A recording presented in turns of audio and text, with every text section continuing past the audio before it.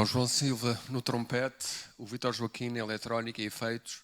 Muito obrigado, boa tarde. Está aberto mais um Café dos Poetas, aqui na Mostra de Arte da Palavra, que já vai no seu segundo dia, com mil e umas maneiras de entender, ver, ouvir, jogar, escutar, cantar a palavra e todos os mil universos que a ela se associam.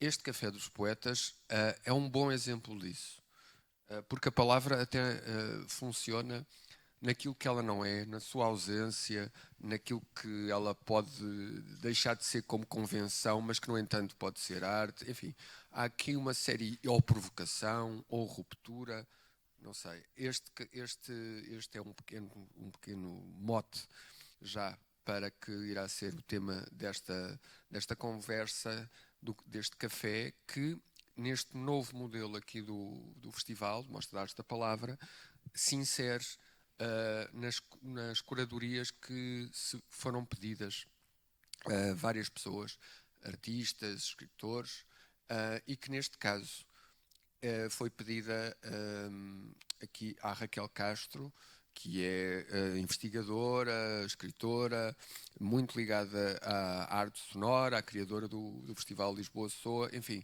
isto para abreviar aqui um currículo imenso. E também ali, outra convidada, Isabel Nogueira, historiadora da arte, ensaísta, escritora, e é com elas que iremos tomar este café e explicar, e começo já por ti, Raquel, a razão de ser deste café, e que a culpa foi tua, na verdade. Portanto, fazes favor. Obrigada, Nuno, por esta introdução. Então, pronto, ou seja, o Alex, o repto que me foi lançado foi de pensar 3 atividades que tivessem a ver com a minha área ou esfera de interesses, digamos assim, mas que não descurassem a palavra. E quando ele me falou no Café dos Poetas, de imediato pensei que só podia abordar a poesia sonora, não é?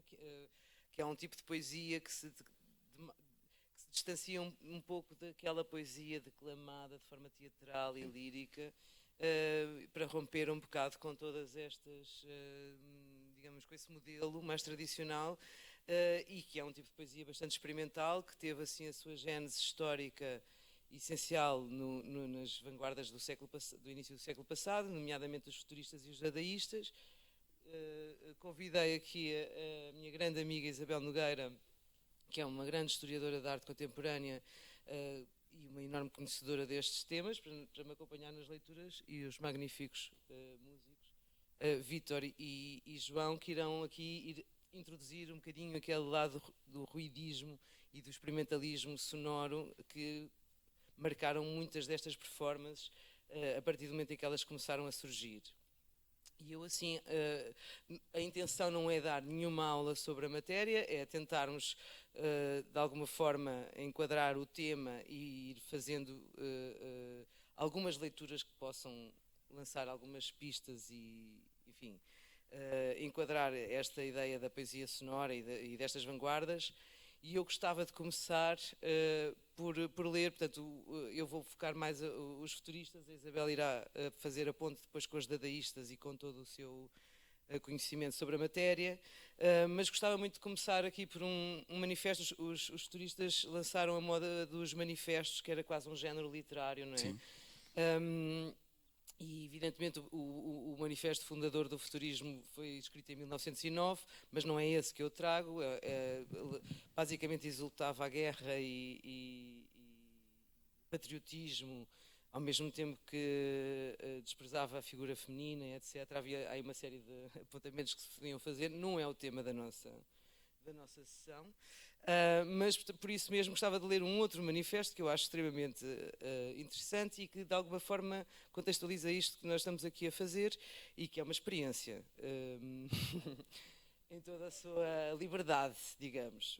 Então este manifesto foi escrito em 1916, foi dirigido a poetas, que aliás foram os primeiros adeptos deste movimento, e tem o título de A Declamação Dinâmica e Sinóptica Manifesto Futurista, portanto. E que no fundo é um conjunto de lições para pessoas que querem dizer ou declamar poesia sem declamar, não é? Eu vou ler, isto foi uma tradução minha, fui eu que fiz a tradução, não encontrei o texto traduzido, portanto vou ler assim algumas partes que eu acho mais curiosas. Vista-se anonimamente um fato ou smoking à noite, se possível, evitando qualquer roupa que possa sugerir algum ambiente especial. Sem flor na casa do botão, sem luvas. Eu já estou um bocado a falhar, digamos, com demasiados padrões. 2. Desumanize completamente a sua voz, eliminando sistematicamente todas as modulações e nuances. 3. Desumanize completamente o seu rosto. Evite todas as expressões faciais, todos os truques dos olhos. 4. Metalizar, liquefazer, vegetalizar, petrificar e eletrificar a sua voz, fundindo-a com as vibrações da própria matéria expressas pelas palavras em liberdade. 5. Gesticule geometricamente, dando aos braços a rigidez aguda de sinais semáforos e raios de farol para indicar a direção de forças ou de pistões e rodas para expressar o dinamismo das palavras em liberdade. Eu vou agora abreviar e vou aqui passar já para o ponto 7, que é ali referente aqui aos nossos músicos. 7. Faça uso de um certo número de instrumentos elementares, como martelos, mesinhas de madeira, buzinas de automóveis, tambores, pandeiros, serras, campainhas elétricas, de modo a produzir com precisão e sem esforço diferentes onomatopeias, simples ou abstratas, e uma gama de harmonias onomatopoéticas. 8. Faça uso de outros declamadores, iguais ou subordinados, misturando ou alternando as suas vozes com as dele. Enfim, eu vou ficar por aqui, tem mais 3 pontos, é um manifesto extenso, mas no fundo que já deixo... É por aqui que nós vamos seguir aqui a nossa sessão, não é? Tem este lado do experimentalismo sonoro, tem a questão das palavras em liberdade, que é uma expressão que também podia ser o título desta sessão. E no fundo é isto, mas de resto, para contextualizar mais uma vez, a poesia sonora é uma poesia essencialmente fonética, quase como se a poesia viesse antes do texto e do discurso. Eu agora, se calhar, deixava-te um pouco para uma segunda intervenção. Obrigado. E passava-te agora, fazia-te a pergunta, Isabel, e antes de nos falares dos movimentos que tão bem conheces, fazia-te já a pergunta, uma espécie de pergunta introdutória. O que é que tu, ao estudares, nomeadamente o futurismo e o dadaísmo, que foram os que aqui foram citados, o que é que tu achas que motivou ou que está, digamos assim, permanentemente expresso nesses movimentos, sob as suas várias formas, mas ficamos pela poesia e pelos manifestos? Uma necessidade de ruptura, uma provocação, ambas. Então. Bom, boa tarde, é um gosto de estar aqui. Ótimo. Com pessoas que, além de fazerem um belíssimo trabalho, são minhas amigas, portanto sou uma sortuda, estou muito contente por estar aqui convosco. Muito obrigada pelo convite. O futurismo e o dadaísmo, o futurismo aparece, como a Raquel disse bem, em 1909, com um manifesto, e surge através de um poeta que é o Filippo Tommaso Marinetti, ou seja, ele não existe, ele não aparece no âmbito das artes plásticas, ele aparece no âmbito da poesia, portanto da palavra, e depois passa imediatamente para as artes plásticas, para o cinema, para a dança, para outros domínios.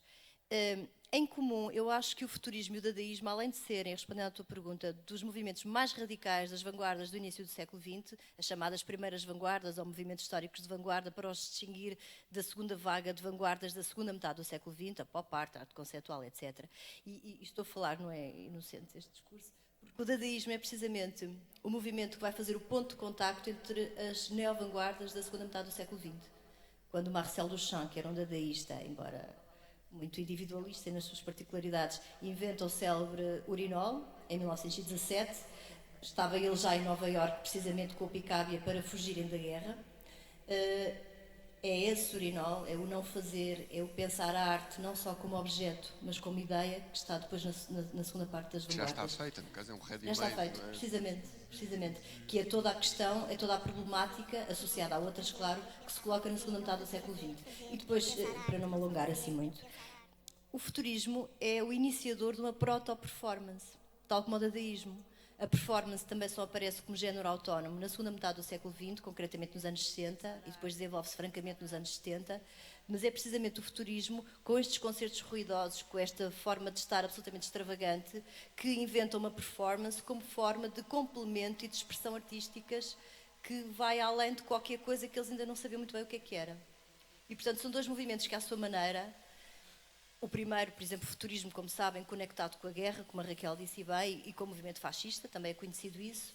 O dadaísmo aparece precisamente contra a guerra, o que também é importante. Portanto, depois, do ponto de vista das crenças, são absolutamente opostos, mas igualmente vanguardistas na sua crença do ponto de vista artístico.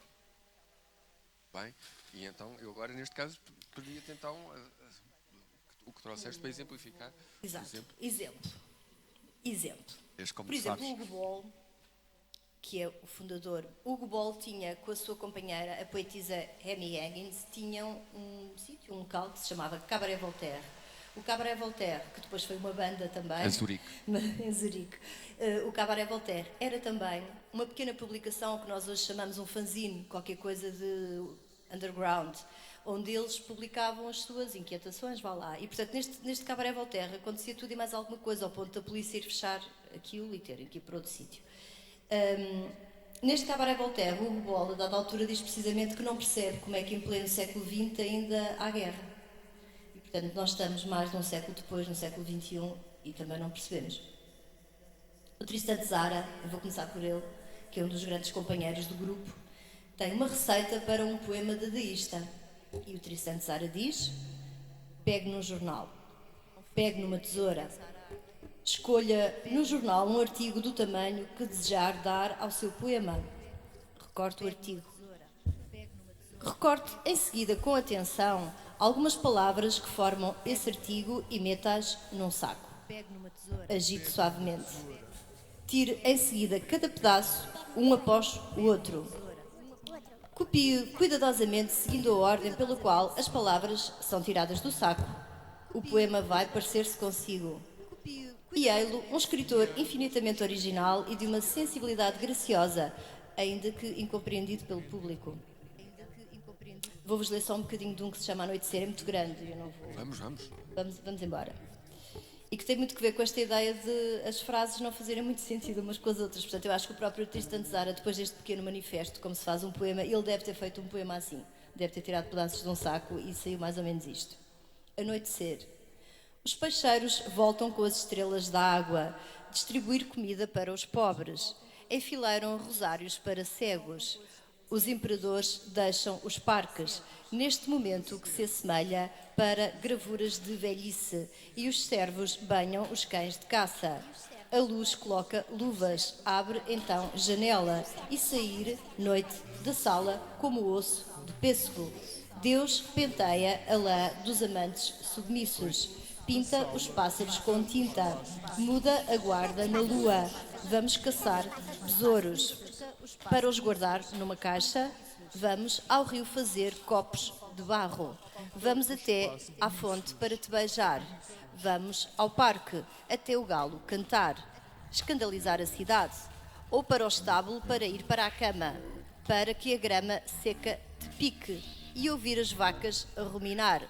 Quem sentirá a falta dos bezerros mais tarde? Vamos, vamos, vamos. Muito bem, muito obrigado. Muito fixe. Os espaços submissos. Pinta os espaços Vês como te correu bem? Raquel, regresso a ti, depois desta magnífica intervenção da Isabela, que agradeço, para também fazer... A Isabela, nos exemplos que deu, são manifestos, e tu própria, a palavra é usada, digamos, ainda como convenção, da forma convencional, não é? A palavra é um vocabulário, não é? Que qualquer pessoa compreende, não é? Olá, quer dizer olá, porque convencionamos o que quer dizer. Mas há também uma altura, ou há também esta vertente que a palavra é completamente abandonada em termos de significado, e fica o fonético, não é? o som. Queres falar? Sim, também outro dos manifestos que marcou muito uma revolução, sobretudo na estética musical, foi a Arte dos Ruídos do Luigi Russolo, de 1913, em que basicamente liberta a música de todas as convenções, e quando se diz a música também a literatura e as outras formas de arte, não é? E de facto a palavra, pelo seu significado, deixa de ter esse interesse. Podemos pensar num paralelismo disso com a música concreta, por exemplo, em que um som vale pelo seu valor sónico e físico, não pelo significado que possa vir a ter. E isso, enfim, é uma ruptura que também de alguma forma eu penso, enfim, também não aprofundei totalmente essa matéria, mas eu penso que isso tem muito a ver com essa glorificação da máquina e da velocidade e do ritmo e dessa necessidade de exaltar tudo isso. E agora eu gostava de dar aqui um exemplo que é importante, um exemplo português, que eventualmente terá sido, se calhar, o melhor exemplo de um poema que se possa dizer influenciado pelo futurismo, embora não excluindo pondo de lado aquelas questões mais patrióticas e que se pode reconhecer nesses primeiros tempos do futurismo, que é o Álvaro de Campos, com a Ode Triunfal, do qual eu vou ler apenas um pequeno excerto para se perceber essa questão fonética. E vou tentar ir buscar precisamente as partes mais fonéticas. À dolorosa luz das grandes lâmpadas elétricas da fábrica, tenho febre e escrevo. Escrevo rangendo os dentes, fera para a beleza disto totalmente desconhecida dos antigos. Ó rodas, ó engrenagens, eterno. Forte espasmo retido dos maquinismos em fúria fora e dentro de mim, por todos os meus nervos dissecados fora, por todas as papilas fora de tudo com o que eu sinto. Eu vou aqui abreviar e vou aqui a uma parte mais ilustrativa do que estamos a dizer. Eia comboios, eia pontes, eia hotéis à hora do jantar, eia aparelhos de todas as espécies, férreos, brutos, mínimos, instrumentos de precisão, aparelhos de triturar, de cavar, engenhos, brocas, máquinas rotativas. Eia eletricidade, nervos doentes da matéria. Eia telegrafia sem fios, simpatia metálica do inconsciente. Eia túneis, eia canais, Panamá, Kiel, Suez. Eia todo o passado dentro do presente. Eia todo o futuro já dentro de nós. Eia. Vou abreviar mais uma vez e vou passar assim. Galgar com tudo por cima de tudo. Upla. Upla, upla, upla, ho, upla, rela, re-ho, o, não ser eu, toda a gente e toda a parte. Eu acho. Tentei fazer uma interpretação. Correu muito bem. Gostaria agora no extremo oposto e muito curto, porque também influenciado pelo pronto, enfim, ao longo do século XX houve toda uma corrente de rupturas, não é? E depois de repente já há pinturas sem telas, música sem instrumentos, sem sons, enfim, tudo é possível. E temos, claro, tenho que falar no John Cage, mas vou trazer particularmente uma palestra que eu também não vou conseguir interpretar na sua magnífica e extraordinária, no seu magnífico e extraordinário conceito, mas vou tentar. Que no fundo, nós aqui estávamos a falar na introdução do ruído na poesia e na verdade o que ele agora pretende é trazer o silêncio. É Lecture on Nothing, palestra sobre nada, de John Cage, de 1952. Eu estou aqui. E não há nada a dizer.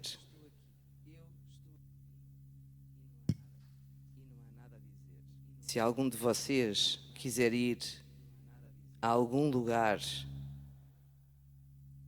pode sair a qualquer momento.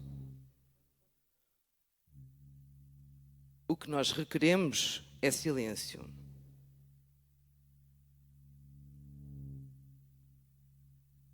Mas o que o silêncio requer é que eu continue a falar.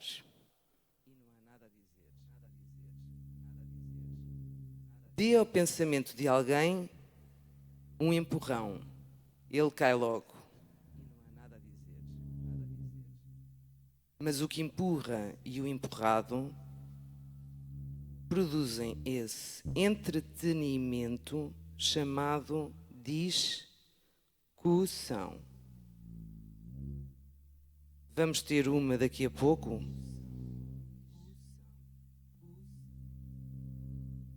Ou podemos decidir não ter uma discussão. Como quiserem. Mas agora há silêncio. E as palavras ajudam a fazer silêncio. Eu não tenho nada a dizer e estou a dizê-lo. E isto é poesia, como eu quero agora.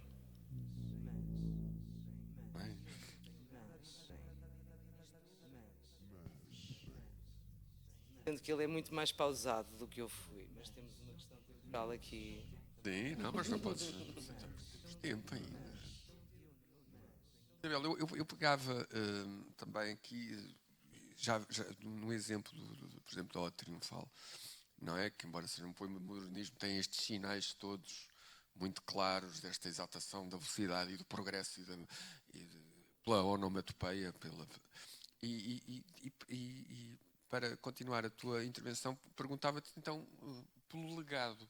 Tu falaste um bocadinho até que ponto é que estes movimentos que nós estamos a falar agora foram importantes para quem veio a seguir e como é que se podem ver, se calhar, ainda hoje. Curiosamente, são dois movimentos que não têm regras do ponto de vista plástico e artístico. Por exemplo, o expressionismo tem regras, o fauvismo tem regras. Regras no sentido de haver algumas coisas que os artistas querem fazer, é nesse sentido. No caso do futurismo é potência, velocidade e dinamismo, são três conceitos que podem ser aplicados a tudo e a nada. No caso do dadaísmo é uma atitude absolutamente iconoclasta, destruidora e uma profunda necessidade de mudança e que se opõe precisamente, e começa por aí, a ida deles para Zurique e para o célebre cabaré, aliás, a seguir vamos voltar aqui ao cabaré, precisamente para fugirem à guerra. E, portanto, nasce de uma necessidade de ser contra. E depois é muito interessante, porque no caso do dadaísmo, que podia ter dado facilmente em nada, podia ser qualquer coisa diletante e que não iria construir nada, e é dos movimentos precisamente mais ricos. Tem uma intervenção feminina absolutamente notável, há artistas notáveis, que fazem trabalhos incríveis do ponto de vista da colagem, e depois é muito profícuo, quer dizer, do ponto de vista da colagem, do ponto de vista da literatura, dos sons, quer dizer, vão um bocadinho até ao cinema, Hans Richter, etc., várias coisas. O futurismo também vai ao cinema, mas o dadaísmo vai de outra forma.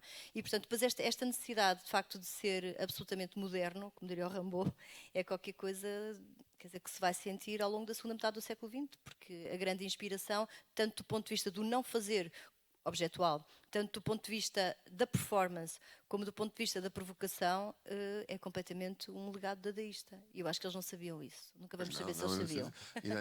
Era uma coisa exatamente quase diletante, quase pela provocação, não é? Não tinham, digamos, não aparente ter uma mensagem específica, não é? É quase uma moral aristocrática, quase mais assim, quer lá saber, aí vai disto. É? E sendo contra também a aceitação dos primeiros movimentos, pensar, por exemplo, do modernismo, o próprio expressionismo, já na vanguarda, antes do modernismo o impressionismo, ou seja, mesmo do ponto de vista da comercialização da arte, entre outros aspectos, já estavam a ser aceitos, eles também são contra isso. Exato. E portanto é realmente uma radicalização brutal e que marcaria o século XX. Muito bem. E então vamos voltar ao cabaré. Vamos, sempre. E vamos agora ler um pequeno texto da Amy Hegning, precisamente, e diz ela: vou para casa logo de manhã. O relógio mostra 5 horas. Já é dia. Mas a luz ainda está acesa no hotel. O cabaré finalmente fechou. Num canto, as crianças aconchegam-se. Os trabalhadores vão ao mercado. Ele vai à igreja em silêncio e como um homem velho. Os sinos tocam na torre.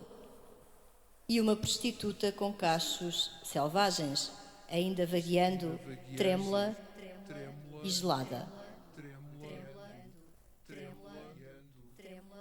Ama-me puramente por todos os meus pecados. Olha, Estive acordada mais de uma noite.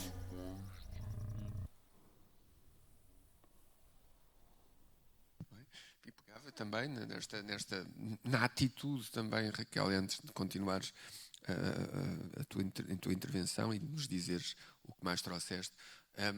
Esta atitude, tu sentes também uma necessidade hoje e agora de continuar este legado, digamos assim, de ruptura e de constante provocação também, porque com a ruptura há sempre alguém que fica aborrecido, não é?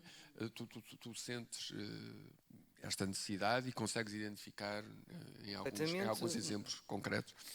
Bom, enfim, necessidades de ruptura na nossa sociedade acho que temos imensas, não é? Basta olharmos para o que acontece no mundo. Sim. E pronto, se é do lado mais político que me estás a falar... E de artístico, neste artístico caso, sim, mas as coisas às vezes sim, acho que esse misturam-se. caminho, enfim, há toda uma história, não é? Que é isso que nós estamos aqui a trazer, mas que é continuada e está continuamente a ser expandida, continuamente a progredir e enfim, há sempre imensa vanguarda a acontecer, portanto, não paramos ali, não é? Isto é respondido e podes, sim, exatamente, pronto, aí está. Não, eu por acaso, pronto, continuando aqui dentro da poesia sonora, há um exemplo que é muito difícil de interpretar, é mesmo muito difícil, mas vocês encontram facilmente no YouTube, mas é impossível estar a falar de poesia sonora sem trazer este exemplo do Curtis Witters,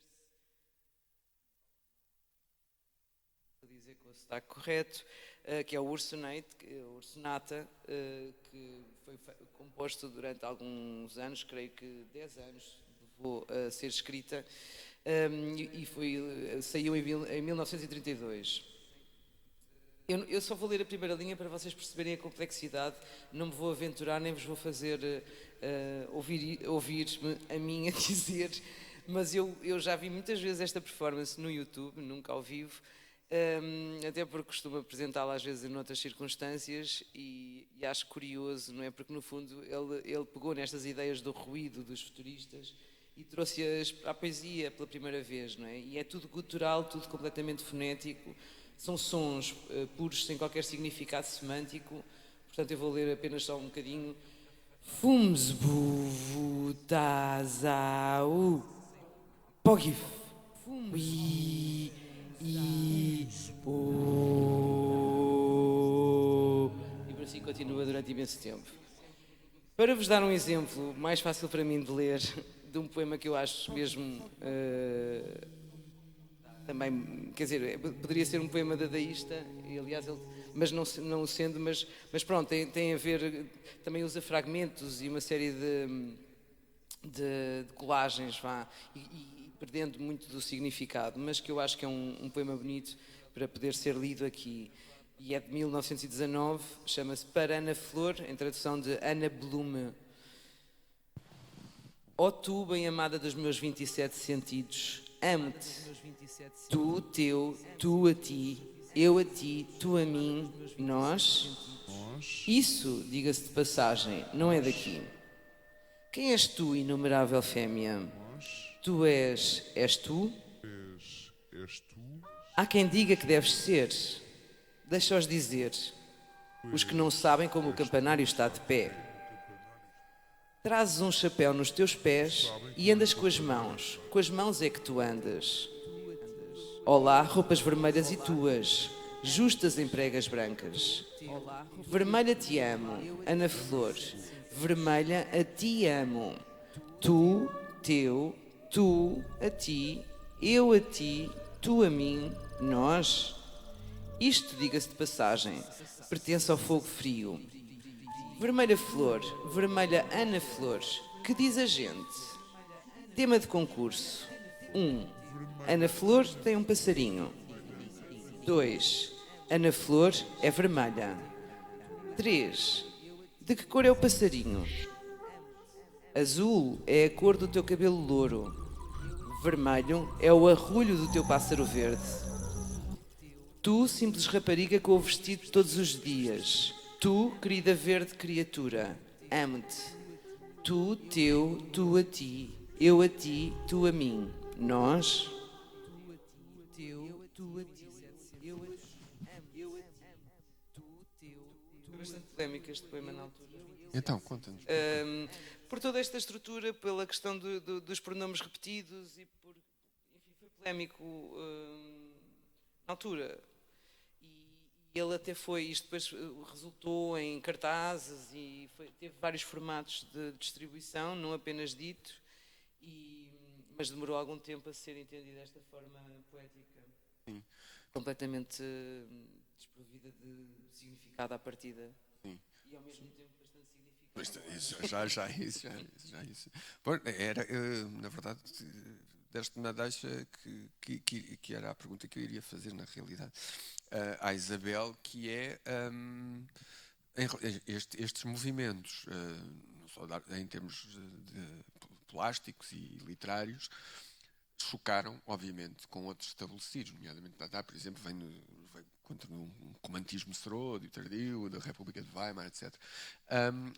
Eu gostava que falasse um pouco também, nós estamos a dizer o que eles fizeram, como é que foram recebidos digamos, pelo que estava estabelecido antes. Pois, então, esse cálculo. Zurique era uma bolha, não é? Era um local de neutralidade política e beligerante, aliás, uma neutralidade mais ou menos histórica da Suíça, e, portanto, eles juntam-se lá. É o sítio onde eles, na verdade, são refugiados e, portanto, vão para lá. Portanto, eles aí conseguem alguma tranquilidade, alguma organização mental, alguma paz, para conseguirem fazer estas propostas, e, portanto, eles aí têm uma aceitação, porque, na verdade, não há grande questão aí. É uma situação pacífica. Por seu lado, os futuristas também, quer dizer, acabam por ser bem aceitos, porque eles, inicialmente, eles estão completamente em conexão com o Estado fascista, não é? Que é uma situação interessante e complexa, e sem me querer alongar muito, porque temos vários tipos de ditaduras. Portanto, temos uma ditadura com as suas características, mas depois, e no caso da nossa, que é uma ditadura de forte inspiração fascista, do ponto de vista artístico, era absolutamente reacionária e ruralizada, que era uma coisa que a italiana não era. E, portanto, é nesse contexto sendo uma ditadura, mas esteticamente percebendo que a arte podia servir, como é evidente, não é? O que acaba por acontecer mais ou menos ao mesmo tempo, um bocadinho depois, com o construtivismo russo, que é um movimento que os bolcheviques percebem que lhes pode ser útil, e portanto é neste sentido que as vanguardas ganham espaço e ganham consistência, que foi uma coisa que nós nunca percebemos, e portanto também como nunca percebemos isso, o nosso naturalismo, fazendo aqui a ponto para cá, o nosso naturalismo prolonga-se indefinidamente. Por exemplo. Mas, como um pequeno parênteses, mas isso não é um pouco contraditório, isto, fazendo advogado, esta relação, às vezes malquista, entre a liberdade da criação e a parte política de um regime, digamos assim? É claro. Como é que resolveram esse problema? Aquilo resolveu-se com a guerra. Eles diziam, como a Raquel disse bem, no manifesto eles falam da única higiene do mundo. E eles vão para a guerra e morrem lá. 2 morrem logo lá. Okay. E, portanto, um dos grandes motivos pelo facto que esteve na origem de o futurismo acabar, o futurismo existiu entre 1909 e sensivelmente 14, 15, 16, por aí. Portanto, a guerra começa em 14, 2 morrem logo lá porque se alistam e querem ir e, portanto... Uma coisa belicista. Uma forma beligerante, inconsciente, nesse sentido. E, portanto, realmente um dos grandes fatores de quebra do futurismo tem a ver com isso. Portanto, resolve-se. Na verdade, não tem grande continuidade. Diferentemente, o dadaísmo consegue, de uma forma surpreendente, talvez por aparecer numa zona pacífica, alguma consistência, e depois ele vai espalhar-se para Berlim, que é um polo super importante do ponto de vista do dadaísmo, e depois um terceiro polo francamente importante, que é nos Estados Unidos da América, em Nova Iorque, com Marcel Duchamp, que vai para ali, precisamente com o Picabia, na passagem de 14 para 15, vão para lá. E, portanto, aí temos coisas incríveis aí, que o Marcel Duchamp inventou o seu célebre, o urinol, entre outras. Exatamente. Aliás, é aí que ele tem a ideia do ready-made. Sim, pois, e aí teve uma ajuda, um acolhimento, e agora vou exibir a minha extrema erudição, do Alfred Stieglitz, portanto, um galerista enorme, que tinha a 361, se não me engano, e no entanto, os acolhe até por essa aura precisamente, de novo, de provocação, E fundou uma revista, que era da Hobby Horse. Justamente. E essa revista serve para, no fundo, explicarem os pressupostos da ação, vá lá, em liberdade, que isto é muito importante, do dadaísmo. E, portanto, depois quando vem o terceiro Reich e que acaba com a arte moderna, em 1933, considerando-a degenerada, eles já estavam noutro sítio. Portanto, e conseguiram dar a volta mais ou menos desta maneira. Então pronto. Então vamos precisamente para o Francis Picabia. Por que não? Vamos a Nova Iorque agora. Não sei quando é que ele escreveu isto, mas vamos a Nova Iorque. Isto chama-se Spinner, portanto imagino que deve ter escrito. Vamos pensar que escreveu em Nova Iorque. Ok. É necessário aproveitar o tempo pelos cabelos. O novelismo, fazendo aqui a ponta para cá, combine as hélices subconscientes no espaço do sigilo. É necessário acariciar o provável e acredite na impossibilidade dos caminhos que se cruzam. Devemos aprender a pesar 10 gramas de branco, 5 gramas de preto, em espera escarlate. 5 gramas de preto. É necessário saber cair por baixo. Para favorecer o zénite, é preciso amar as 4 bocas, flutuando em torno da dúvida sedosa dos príncipes mortos. 5 gramas de preto, 5 gramas de preto, 5 gramas de preto. Obrigado, Isabel. Raquel, o que é que podemos ainda mais dizer? Temos tempo. Não estou a precisar. Ninguém se mexe. Já falámos aqui tanta coisa. O que é que gostarias? Diz lá. Da poesia sonora e a trazer-vos ideias da poesia sonora e fonética, que eu acho curioso e acho que enfim, muito mesmo em relação à música, e foi essencial em muitas novas formas de pensar e de desenvolver o pensamento musical e a estética musical. Aliás, vou só ler aqui uma citação do William Burroughs ao pensar a poesia sonora. Ele disse que, com respeito à poesia sonora, onde as palavras perdem o que costuma ser denominado como sentido e novas palavras podem ser criadas arbitrariamente, surge a pergunta sobre a fronteira que divide a música da poesia, em referência específica à música de compositores como John Cage, que constroem sinfonias a partir de sons justapostos. A resposta é que tal fronteira não existe. As fronteiras que separam música e poesia, escritura e pintura, são totalmente arbitrárias. E a poesia sonora foi concebida precisamente para romper estas categorias e libertar a poesia da página impressa, sem eliminar dogmaticamente a sua conveniência. Portanto, enfim, é importante perceber esta diluição de fronteiras. Eu tenho, assim, só mais um texto para mostrar. Não sei se é agora o momento ou se pode ser. Temos, o que é que preferias fazer? Trouxe o Aragão, que é um experimentalista português e não sendo, é bastante fonético também neste jogo de sons, e eu acho curioso este poema. Vou tentar dizer isto bem, não é? O povo e o ovo, ou o ovo do povo no ovo mais o povo, e o ovo com o povo do ovo, ou talvez o povo sem o ovo, e de novo o ovo, e depois o povo com o ovo, mais o povo e assim o ovo do povo, ou o ovo do povo no povo para o povo, ou às vezes o ovo sem povo, mas depois o povo, e o ovo de novo, no ovo do povo com o povo, e outra vez o povo e não apenas o ovo, mas o povo, e o ovo para o povo, ou o ovo mais o povo antes do povo, e com o povo e o ovo, talvez do povo, no ovo, ou ainda mais o povo com o ovo, mas sobretudo o povo. E de novo o ovo no povo, e com certeza o povo e o ovo, ou o ovo e o povo, ou apenas o ovo, e em seguida o povo com o ovo, mas de novo o povo e o ovo do povo com o povo, mais o povo e o ovo, com o povo por fora do ovo, com o povo no ovo, e o ovo do povo no ovo, e o povo depois do ovo, ou então o povo de novo no ovo do povo para o ovo do povo, e o ovo antes do povo, ou o povo do ovo, mais o ovo do povo, ou só o povo no ovo do povo, e o ovo em frente do povo, ou dentro do povo, com o povo e o ovo de novo, por cima do povo, ou junto do ovo, ou do povo, ou talvez o povo no ovo, perto do povo, e o ovo com o povo, e o povo do povo mais o ovo para o povo, ou apenas o povo no ovo do povo com o ovo do povo, e ainda o ovo no povo com o ovo no povo, ou do ovo para o povo do ovo do povo, ou do povo com o ovo no povo, e depois o povo no ovo do povo, de novo mais o ovo do povo no ovo, e do ovo outra vez no povo do povo mais o povo e o ovo do povo no ovo, e de novo o povo com o povo e o ovo no povo do povo, e também o ovo no povo de novo. Tem humor. Eu nem acredito que disse isto tudo. Maravilha! E muito obrigado aos músicos também que fizeram aqui um excelente trabalho. Bem merecem, esta intervenção foi magnífica, obrigado. Foram dias e dias de ensaios. Imagina, pois, não podia ser, senão.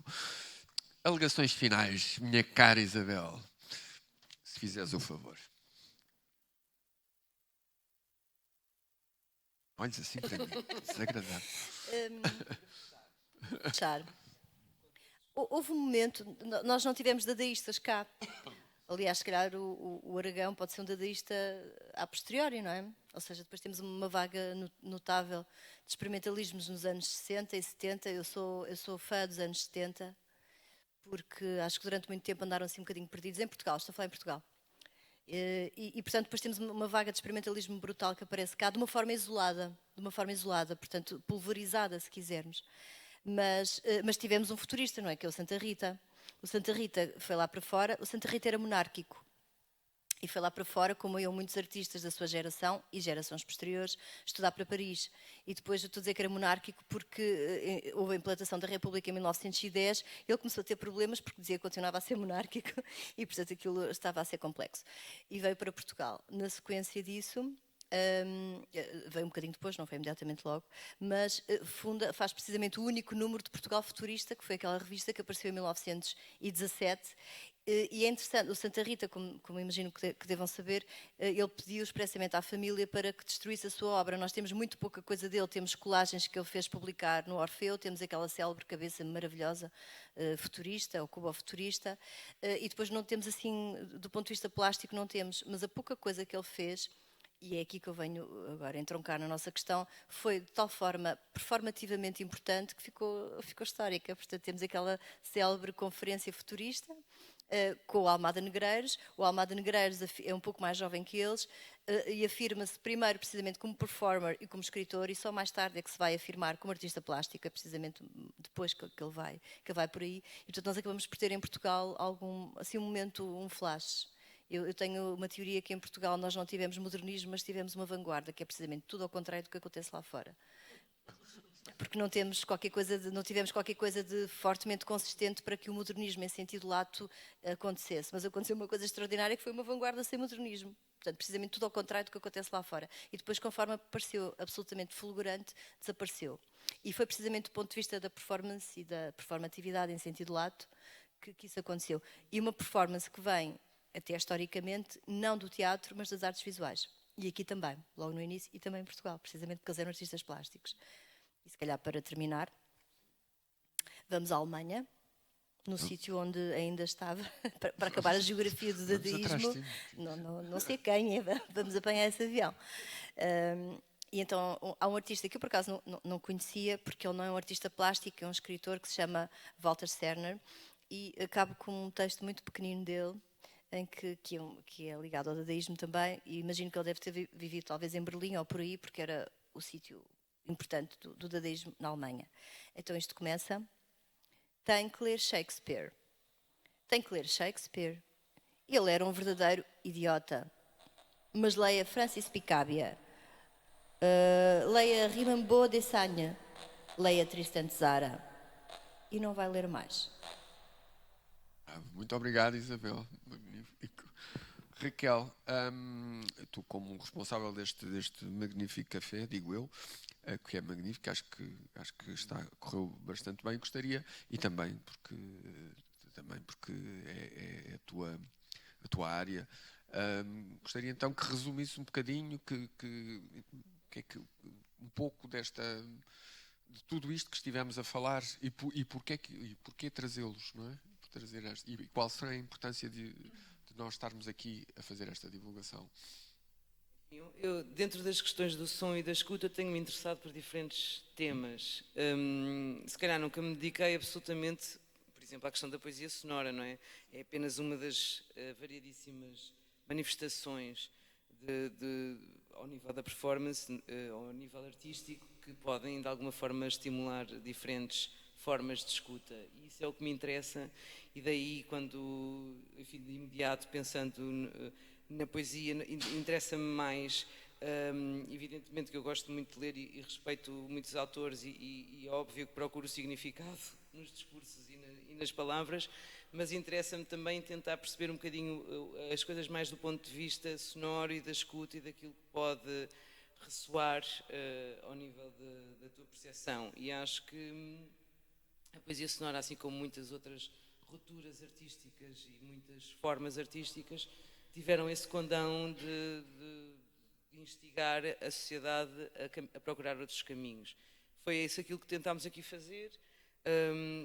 Tenho mesmo muito que agradecer a presença daqui destes meus amigos, da Isabel, pelo seu enorme conhecimento e pelo seu enquadramento histórico-artístico de tudo isto que tivemos a fazer e pela exploração atenta e do Vítor e do João, que foi um repto lançado sem rede, não é? Portanto, vamos assim, e acho que isso é também uma forma de termos respeitado futuristas e dadaístas e vanguardistas. Exatamente. Enfim, somos nós próprios uns vanguardistas também.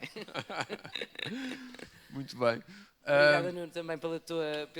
Ora essa, muito pela obrigado. Pela tua maestria faz o que se pode. Mas obrigado. Eu também reitero os agradecimentos, aí porque estamos quase a terminar, e antes de vos deixar com o Vítor e com o João, reitero também os meus agradecimentos. Obrigado, Raquel, por esta magnífica sessão de Café dos Poetas. Obrigado, Isabel. E quanto a nós, vós que estão aqui e que quero agradecer também a vossa presença, também para aqueles que estão a ver em streaming. Lembrar que o Mostra de Artes da Palavra, MAP para os amigos, continua até dia 8 e com uma programação variadíssima. O café, queremos agradecer também ao município de Oeiras a possibilidade de podermos fazer este extraordinário evento à volta da palavra e finalmente deixá-los então com o Vítor Joaquim e o João Silva. Muito obrigado a todos e até breve. Muito obrigado.